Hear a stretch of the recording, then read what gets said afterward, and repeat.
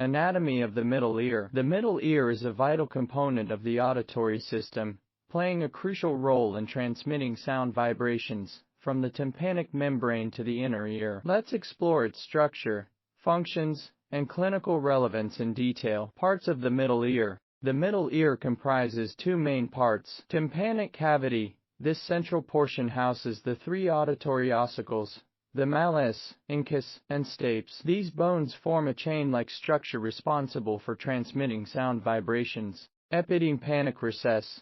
Positioned superiorly to the tympanic cavity, this space lies adjacent to the mastoid air cells. The malleus and incus extend partially into this recess. Borders. Visualizing the middle ear as a rectangular box, we can identify several borders. Roof.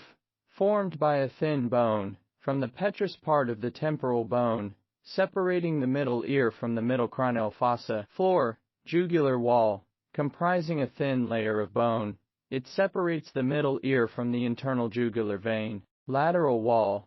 Consists of the tympanic membrane and the lateral wall of the epitympanic recess. Medial wall. Formed by the lateral wall of the internal ear, with a prominent bulge caused by the nearby facial nerve. Anterior wall. A thin bony plate containing openings for the auditory tube and tensor tympani muscle, separating the middle ear from the internal carotid artery. Posterior wall. Mastoid wall.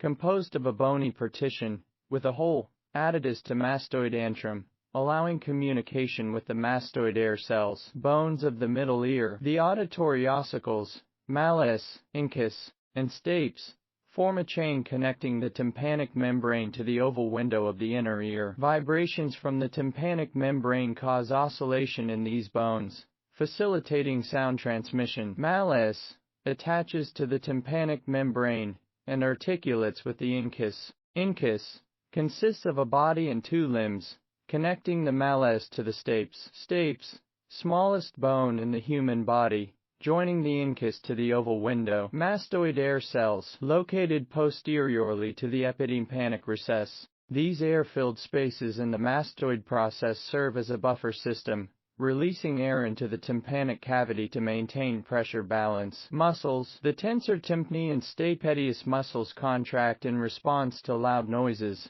dampening vibrations of the ossicles and reducing sound transmission to the inner ear. Tensor tympani originates from the auditory tube and attaches to the malleus. Stapedius attaches to the stapes. Auditory tube, connecting the middle ear to the nasopharynx. The auditory tube equalizes pressure and provides a pathway for upper respiratory infections to spread to the middle ear. Understanding the intricate anatomy of the middle ear enhances our appreciation of its role in auditory function and its clinical significance in various pathologies.